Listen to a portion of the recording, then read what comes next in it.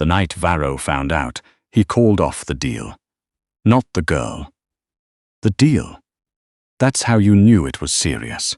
Elara had been working for him for 11 months when it happened, 11 months of 16-hour days, of spreadsheets that didn't balance until she made them, of carrying a thermos of cold coffee through hallways that smelled like leather and gunpowder, and something underneath both of those things that she never wanted to name. 11 months of learning to keep her eyes down when the wrong men walked through the door, and of learning, slowly, reluctantly, that Varro was not the wrong man. He was a different category entirely, one she didn't have a word for yet. She hadn't meant to collapse in the parking structure on a Tuesday.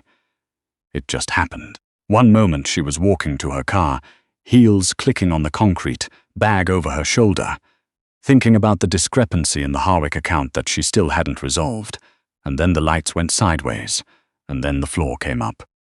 She came back to herself, sitting against the wheel well of her own car, her cheek pressed against cold metal, her phone cracked on the ground in front of her. She looked at it for a long moment. The screen still worked. She could have called someone. She didn't. She got up, started the car with her hands shaking, and drove home. Elara's apartment was on the 3rd floor of a building that had been nicer in 1987. The elevator worked maybe half the time. Tonight it didn't, so she took the stairs, one hand on the railing, the other pressed flat against the wall, because the world had a tilt to it that she didn't trust. She counted steps. Counting helped. Numbers always helped. She had known that since she was 9 years old, doing the grocery math in her head at the checkout, because her mother's card got declined and someone had to know what to put back. She made it inside. She made it to the kitchen. She drank a glass of water standing over the sink, looking at the wall, and then she sat down on the floor because the chair felt too far away. She'd been sick for 4 days. She hadn't told anyone. There was no one to tell, technically, and she was not in the habit of broadcasting to people who had already decided she had no business being in the room. She'd started at Varro's organization under Fenwick, who had hired her reluctantly, made clear she was a placeholder, and had then had a very public fall from grace involving a set of falsified accounts she hadn't touched, but had been asked to sign off on. She'd refused. Fenwick was gone. She was still there. That was the version of events she carried with her like a stone in her pocket. I stayed. I didn't sign. I'm still here. But 4 days of low-grade fever and no appetite, and a cough that rattled something deep and wrong in her chest. She was starting to think she'd miscalculated what her body could manage. She pushed herself up off the floor and went to look for the ibuprofen she was fairly sure she had somewhere. The bathroom cabinet held 3 elastic bands, a single contact lens case with nothing in it, expired antihistamines, and a bottle of acetaminophen with 2 pills left. She took both. She filled the glass from the tap and stood looking at herself in the mirror while she drank it. She looked terrible. That was just a fact, not a complaint. Pale the way paper gets when it's been wet and dried badly. The shadows under her eyes had gone from grey to something approaching purple. Her hair was still pulled back the way she'd put it up that morning at 5:45, but half of it had escaped, and the rest looked like it was losing the will to stay. She put her hand against the wall and lowered herself to the floor, back against the cabinet, because walking back to the couch felt like a negotiation she wasn't going to win. She'd rest here for a minute. Just a minute. She had the Harwick account to think through. She had the discrepancy, $4,000. Not much, not nothing. And she was fairly sure it was a rounding error introduced at the conversion stage, but she needed to walk through it again to be certain. She could do that from the floor. She'd done harder things from worse positions. She was still working through it when she heard the knock at the door. She didn't move for a moment. It was late. She checked her phone, 9:47, and nobody knocked on her door at this hour. Nobody knocked on her door at any hour, really. She had no neighbors she spoke to, and no friends who dropped by, which was not a tragedy. It was just the shape of the life she'd built in the 3 years since she'd moved here knowing absolutely no one and decided that was probably fine. The knock came again. 3 times. Not urgent. Patient. She grabbed the cabinet and stood up, pulled her cardigan closed, went to the door, She didn't open it right away. Who is it? A pause. Then, Varro. She stood there with her hand on the deadbolt and thought several things very quickly. The first was that she had misheard. The second was that she hadn't. The third was that she looked like she was dissolving, and her apartment looked like a place where someone was dissolving, because she'd been sick and working, and there were takeout containers on the counter, and a blanket draped over the couch armrest in a way that was not company-ready, and Varro had never been to her apartment, had never indicated any awareness that she had an apartment, had seemed to exist in a different plane of reality than the kind where she slept and ate cereal and sat on the floor of her bathroom doing mental accounting at 9:47 on a Tuesday. She opened the door anyway, because she'd stopped making decisions based on how she looked about 2 years ago, when she'd finally understood that nobody was going to invite her to the table, no matter how carefully she dressed, so she might as well just walk in. He was in a dark coat, the kind that cost more than her monthly rent, and he was alone, which surprised her more than the coat did. He looked at her for a moment without speaking. She said, "The Harwick account isn't done yet. I'll have it to you by morning." He said, "I'm not here about the account." She waited. "You didn't come back up after you left the garage," he said. "Someone saw you go down." She kept her expression neutral. "I went home. I can see that." He looked past her at the apartment. Not judgmental. She'd gotten good at reading judgment, and this wasn't it. He was taking in information the way he always did, quietly, without telegraphing what he was doing with it. "Are you going to let me in?" It wasn't really a question. She stepped aside. He didn't say anything for a long moment after he walked in. He looked at the takeout containers. He looked at the blanket. He looked at the prescription bottle on the counter. Empty. She'd finished those 2 weeks ago. And then at her. "How long?" he said. 4 days. "The fever. It's not that high. That's not what I asked." She'd sat down on the couch because she was tired of standing, and because he'd already seen what there was to see, and performing wellness at this point was a waste of both their time. "It comes and goes. I'm managing it." "You collapsed in my parking garage." "I didn't collapse. I sat down." On the concrete floor, it was a brief and intentional sit. Something moved across his face. She wasn't sure what it was. He pulled the single chair out from the kitchen table, the chair she used to set things on, not to sit in, because she ate on the couch like a person with no pretensions, and he sat down across from her. He was very still. He was always very It was one of the things she'd noticed about him in the first week, how he never moved unnecessarily. Every gesture accounted for.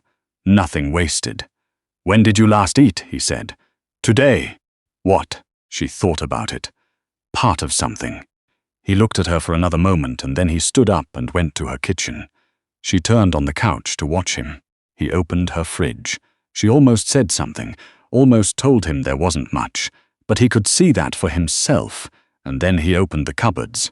The situation in the cupboards was not impressive. She knew that. She'd been meaning to go to the grocery store since Saturday, and it kept not happening. He found a tin of soup. He found crackers. He filled the pot she kept on the back burner, and he turned on the stove without asking, and she sat on her couch and watched. Varro, the man whose name made other men lower their voices, whose signature closed deals that ended careers, who had not once in 11 months said anything to her that wasn't directly about work, heat up a tin of soup in her yellow kitchen at 9:53 on a Tuesday. She said, "You don't have to do this."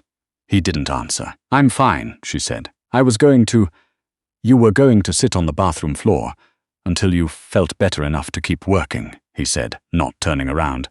"I know. I've been watching you do it for months." She didn't have a response to that. She wasn't sure there was one. He brought her the soup in a bowl she didn't know she owned. It turned out she had 3, in a box she'd never unpacked, and the crackers on a plate, and he set it on the coffee table in front of her without ceremony, like it was a thing that needed doing, and so he was doing it. She ate. It was harder than she expected. Her appetite had been so flat for so many days that eating felt like work, but she ate, and he sat in the kitchen chair across the room and said nothing, and it was the strangest 20 minutes of her life. When she was done, he took the bowl to the sink. She heard the water run. She said, "Why did you come?" He was quiet for a moment. Then, because nobody else was going to. She looked at the wall. Something in her chest did something she didn't have the energy to examine right now. She filed it away. She was good at filing things away. "The Harwick account," she said. "Tomorrow. There's a discrepancy I haven't resolved. It'll still be there tomorrow, Elara." He hadn't used her name before. Not like that. He used it in meetings when he was directing something at her specifically, the same way he used anyone's name in meetings, a tool for precision. But that wasn't what this was. She could hear the difference. She didn't know what to do with it. He stayed. She didn't ask him to. She didn't have the bandwidth to figure out whether she wanted him to or not, and he didn't appear to require an invitation. He found the spare blanket in the closet. She had no idea how he knew it was there. She'd forgotten she had it, and he put it on the couch, and he sat back down in the kitchen chair with his coat still on and his phone in his hand, and he worked in silence while she lay down. She woke up twice. The first time it was just past midnight, and the light was still on in the kitchen, and she could hear very faintly the sound of him on a call, voice low, and she went back to sleep without meaning to. The second time it was almost 3, and the apartment was quiet and the kitchen light was off. She lay still and listened and thought maybe he'd left. Then she heard the chair. He was still there, sitting in the dark. She said quietly, "You should go home. Go back to sleep," he said. "Varro, Elara, not sharp, not impatient. Something back to sleep." She did. In the morning the fever broke. She knew it the way you always know. The sheets wrong, the body lighter, the specific exhaustion that follows heat leaving. She lay still for a moment and took inventory. Chest still tight, head still slow.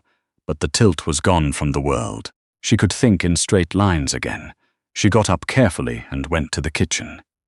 He was at the table. He'd taken his coat off at some point. It was folded over the chair back. He was looking at something on his phone, a coffee mug she didn't own in front of him. He must have found the coffee maker she kept in the corner and used the grounds she'd bought 2 weeks ago and never opened. He looked up when she came in. "Better," she said. It wasn't a question. "You look better," he said, which was not confirmation, exactly, but close. She got a mug. He'd left enough in the pot. She poured it and stood at the counter, and they didn't say anything for a while, which should have been strange and wasn't. She said, "There was no reason for you to stay.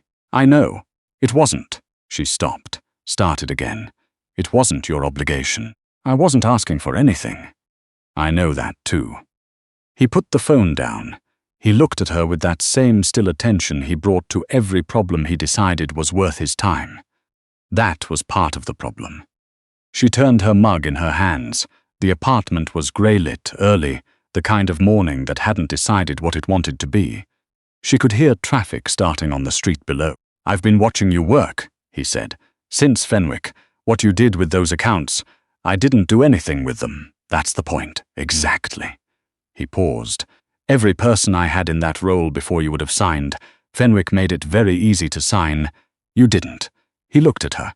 "I noticed." She wanted to say something dismissive. Something about how noticing wasn't the same as anything, and she hadn't done it to be noticed. She'd done it because she couldn't not. Because her name meant something to her, even if it didn't mean anything to anyone else. She'd been told her whole life that she was being impractical, that principles were a luxury, that someone from her background couldn't afford to hold the line the way people with something to fall back on could. She'd decided a long time ago that was exactly backwards. The line was the only thing she had. She didn't say. She drank her coffee. "I had a meeting last night," he said, "before I came here, with Strand. He wants to formalize the alliance, the Lecras territory, combined operations, shared accounting oversight." He paused. He had a condition. She waited. He wanted someone in my organization to move into a more integrated role, liaison. Half the time with his people, half with mine. Accepts both sets of books. He looked at her. Apparently someone told him Fenwick was still my primary. Fenwick's been gone for 8 months. Yes, something close to dry amusement. I clarified that. "What did you tell him?" "I told him I had someone better." The kitchen was quiet. Outside, a car passed. She kept her eyes on the mug. "That's why I came," he said. "To tell you that. And then I got here and you looked like—" He stopped. The pause was brief, but she caught it and she understood that for Varro, a pause like that meant something. He didn't stop mid-sentence. He didn't lose the thread. "You looked like you'd been alone in this for a long time." She pressed her lips together. "I should have been paying more attention," he said. "That's not your job," she said. "No." He looked at the table. "But it should have been someone's." She thought about the grocery store she'd been too tired to get to. The ibuprofen she'd rationed. The 4 days of fever she'd managed alone, not because she was especially strong, but because there was no other option. She thought about being 9 years old at the checkout, putting things back in order of what her mother could live without. She thought about Fenwick telling her she was replaceable. About the first time she'd met Varro, when he'd looked at her the way he looked at a problem he hadn't found the solution to yet, and how she'd thought, even then, "He's looking for something," she said. "The strand arrangement. What would the timeline look like?" He looked at her, and then he did something she hadn't seen him do before, in 11 months of watching him closely enough to know his tells. He let his shoulders come down, just a fraction, just enough. "We can talk through the timeline," he said. "I want full access to both ledgers. Not liaison access, full access. That's not what Strand doesn't know what he needs yet." "I do." She set the mug down. "If the books are going to work together, someone has to see everything. You know I'm right." Another pause. Different kind. The kind he used when he'd already decided something and was deciding whether to say so. "I know," he said. She nodded, went to get more coffee, and when she came back to lean against the counter again, the morning had made up its mind. Pale light coming through the window, the traffic below building to something, the apartment still, and ordinary and somehow different in a way she hadn't accounted for yet. He was watching her with that particular attention, the kind that meant she'd been added to the list of things that mattered. She recognized it because she'd spent 11 months studying his ledger. She knew how he tracked value. She knew what it looked like when he decided something was worth protecting. She'd just never expected to be on that list. She didn't say anything about it. He didn't either. But when he finally left an hour later, coat on, phone in hand, already moving back into the version of himself that ran a criminal empire without breaking a sweat, he paused at the door. "Get the groceries," he said. "I was going to, today." She looked at him.